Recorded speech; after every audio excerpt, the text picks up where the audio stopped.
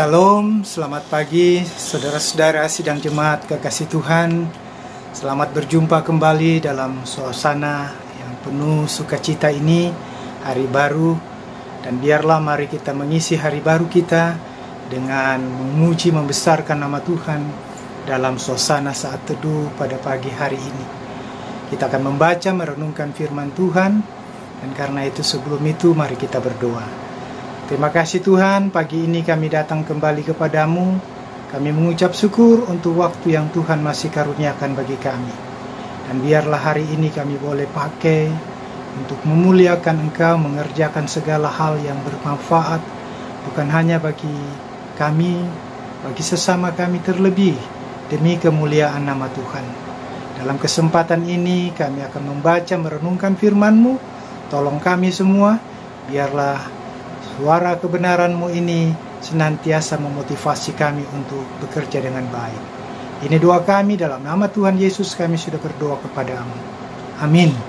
Saudara-saudaraku yang saya kasih di dalam Tuhan, pembacaan firman Tuhan pada pagi ini dalam rehat tanggal Jumat 22 Mei 2020 ini terambil dalam Kitab Perjanjian Lama 2 Raja-Raja pasal 12 pada ayat yang pertama hingga ayatnya yang ke-12.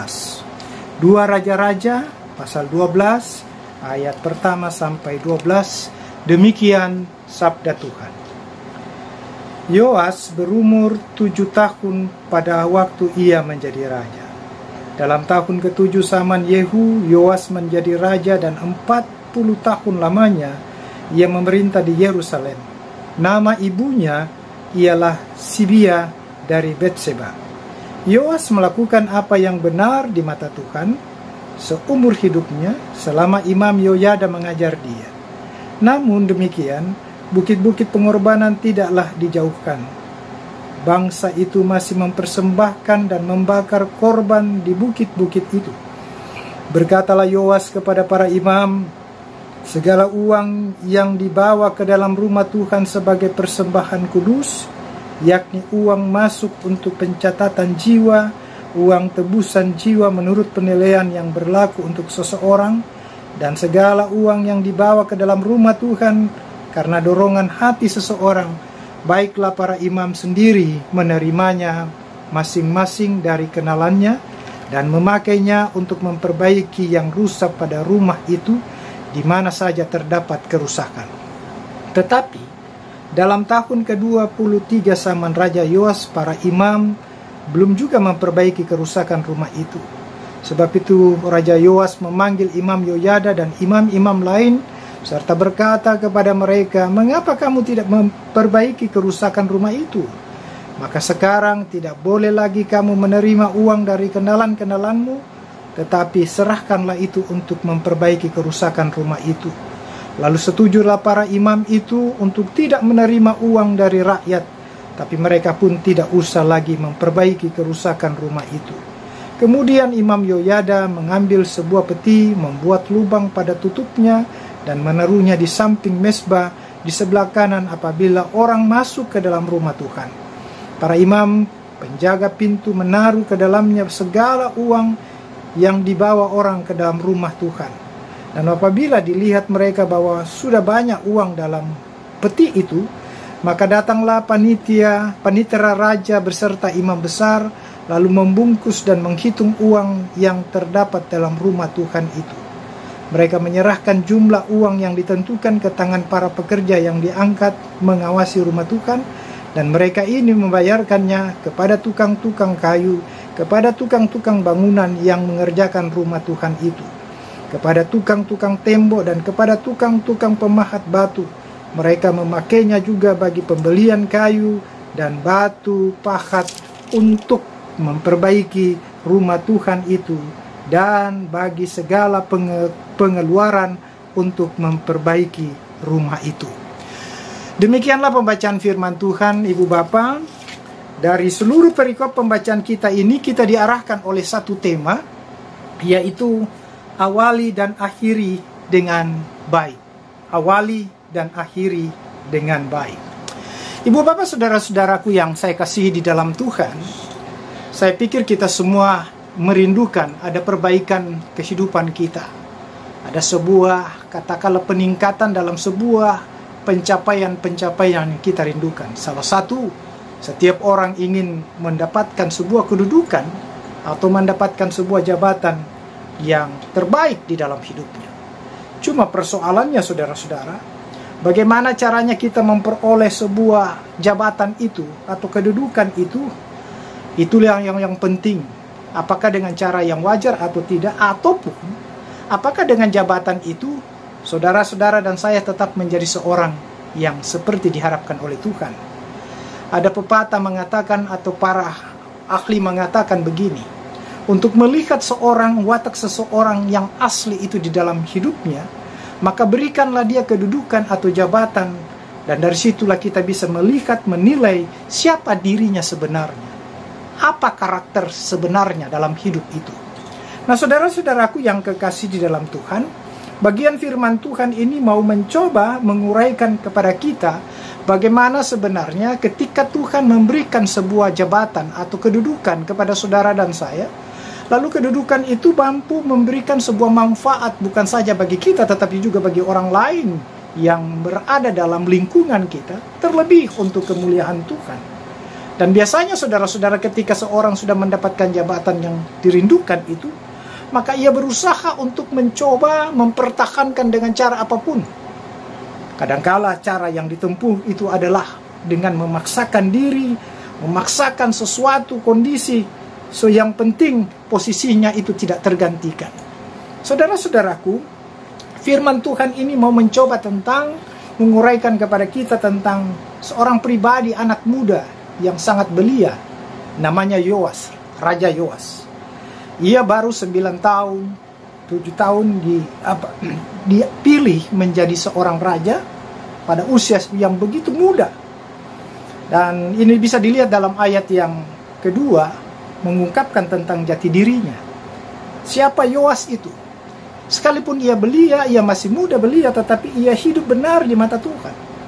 Dan seluruh perjalanannya itu, pemerintahannya ini diarahkan dalam suasana kondisi yang takut akan Tuhan, dan karena itu pemerintahannya dianggap sangat baik. Namun sayangnya saudara-saudara, pemerintahannya ini tidak dibarengi dengan sesuatu yang merubah tatanan hidup seluruh komunitas dari masyarakat di bawah pimpinannya. Apa yang terjadi saudara-saudaraku, bahwa rupanya dalam beberapa bagian atau katakanlah kehidupan masyarakat penduduk pada waktu itu, masih banyak juga penduduk yang rakyat ini yang masih mempertahankan sebuah penyembahan berhala yang dijalankan secara rutin di dalam kehidupan mereka. Dan Yoas ini diperhadapkan dengan kondisi itu. Ia tahu bahwa tugas yang diberikan Tuhan itu penting, dan karena itu ia juga diberikan tanggung jawab untuk menata segala sesuatu itu secara baik dan benar. Dan di sini saudara-saudara, Alkitab memberikan sebuah pemahaman kepada kita bahwa pada satu sisi Yoas dalam pemerintahannya baik, pada sisi yang lain juga ia adalah sosok yang takut akan Tuhan. Tapi bagian firman Tuhan ini mau memperlihatkan kepada kita bahwa ada sesuatu yang kurang dalam diri Yoas ini, adalah ketidakpekaan dia untuk melihat segala sesuatu dalam rangka memperbaiki, memurnikan sebuah kualitas iman umat itu, rakyat itu, yang membiarkan rakyatnya tetap hidup jauh dari Tuhan dan menyembah berhala dan memberikan korban-korban di bukit-bukit pengorbanan.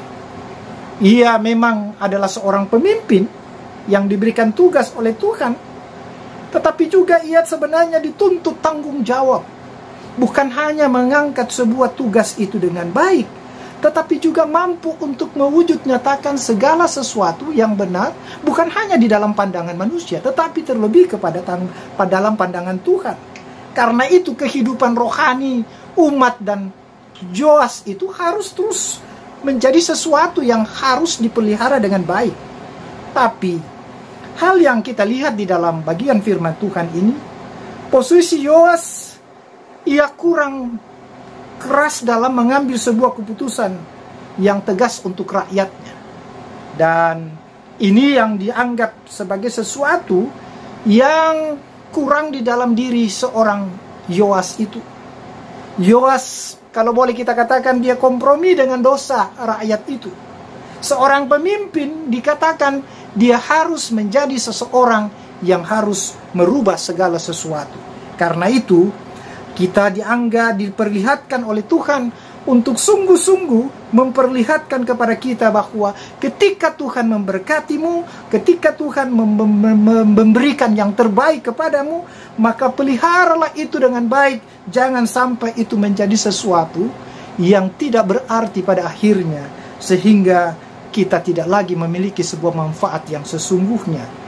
Apa yang harus kita buat? Firman Tuhan sebenarnya ingin mengatakan, kalau saudara ingin mempertahankan sebuah kedudukanmu yang baik dalam seluruh keberadaanmu, maka jagalah dirimu dengan setia di hadapan Tuhan.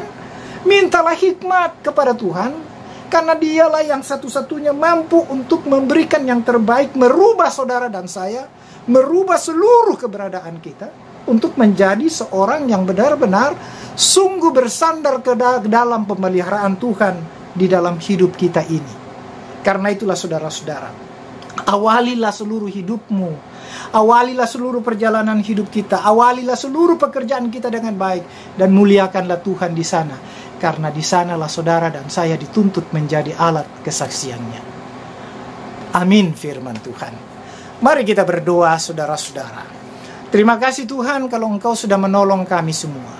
Kami boleh membaca, merenungkan firman-Mu, dan kami boleh melihat apa yang Tuhan ajar kepada kami.